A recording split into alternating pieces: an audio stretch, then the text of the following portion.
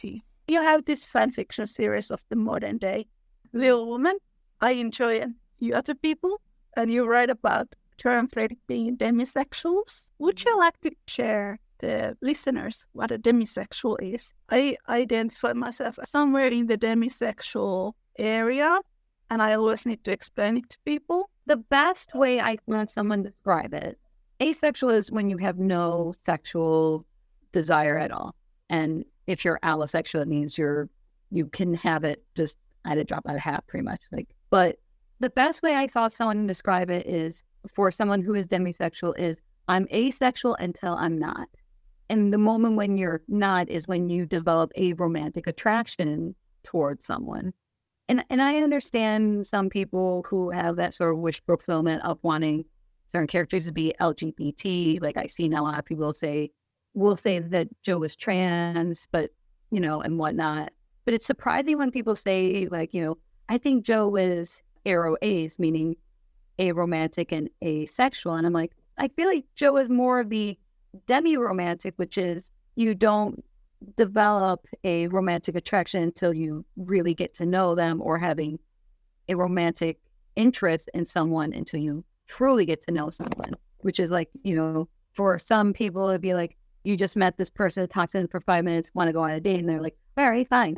A demi-romantic needs time of development in order for them to be kind of like, you know what, I think I might want to date you. But I think I see her as a demi-romantic and a demisexual, and Friedrich as a demisexual, because these two, and it's mentioned under the umbrella scene where he says first love is the best, and she agrees, meaning that the both of them have been each other's first loves. So I definitely catch some of those sort of vibes in that sense of the fact that they haven't really seemed to have found much of an interest in other people in accepting each other. And I feel like, as personally a demisexual, for the longest time, I was now I didn't know why I was didn't have that same interest as the other kids when they were developing and all that. And I'm like, oh, now it makes sense, why I don't. I almost feel like Joe has that, she can't find herself having that with Laurie.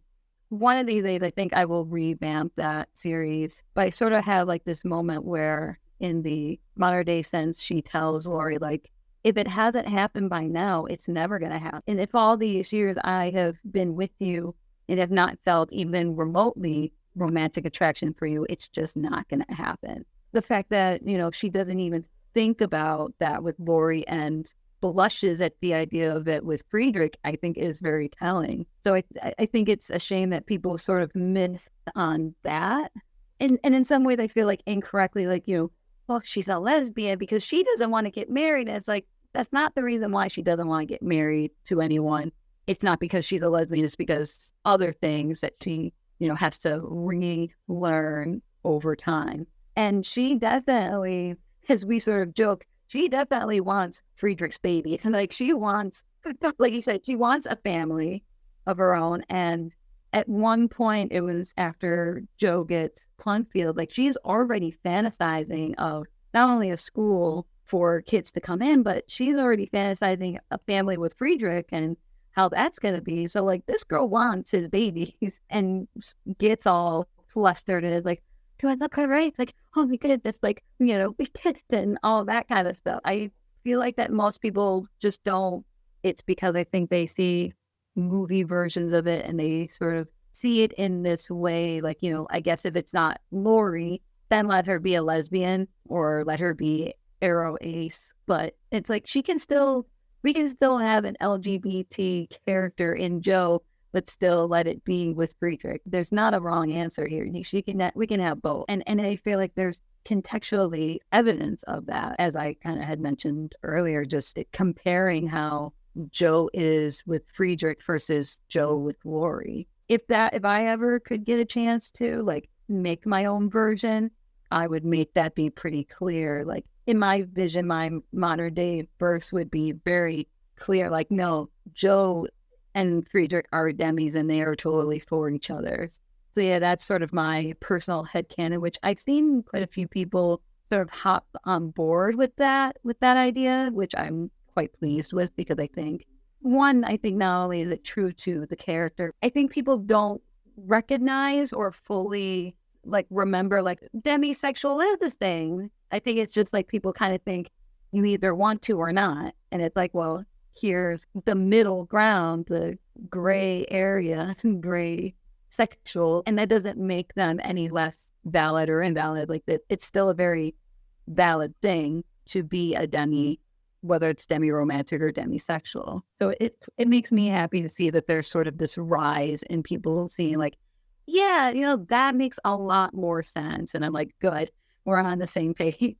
Well, I've done research on the Victorian idea of love, what love meant for people in the 19th century. I actually think demisexuality in modern standards would be closest to that, because there is this pop cultural idea of love where you have sort of separated sex from love, and then the transcendentalists, the Victorian people, they saw love as almost like a spiritual experience. You could not separate love from sex. So there were people who did that back then, but the romantic love, which leads on to marriage, you would not separate the two. So I think demisexuality, sometimes it's seen almost as a movement against this sort of sexualization of media, or the way we are surrounded by sexual images, these stories where sex and love is removed from one another. When you fall in love with somebody, you get into a higher spiritual sphere. So I think demisexuality is connected to that type of idea, that you are not against sex. You just want to be with somebody who you feel emotional connection with. That's the way I always read Rose and Frederick's relationship. Like, it's not necessary for them to have this fully blown romantic relationship, but it just would be nice. If they chose not to, that's great. Like you said, it's more of what it is that connects them that way than it is what the sex is, just kind of a nice bonus to a romantic relationship. Louisa May Alcott, she did have older and younger male friends who she was attracted to. But then she also had quite a clear idea what kind of relationship she wanted for herself. It included that intellectual connection. 2018 film, the modern version, actually did that pretty well. At least in that one, I got the sense that Joe and Frederick were both demisexuals. And I think the actors had pretty good chemistry. We see them developing a relationship. Like, I always just kind of remember the scene in the theater when he takes her hand and she just kind of looks at him like, oh, what is this feeling? Like, oh, crap. Like, she's not like, she's like, what is this? I feel something.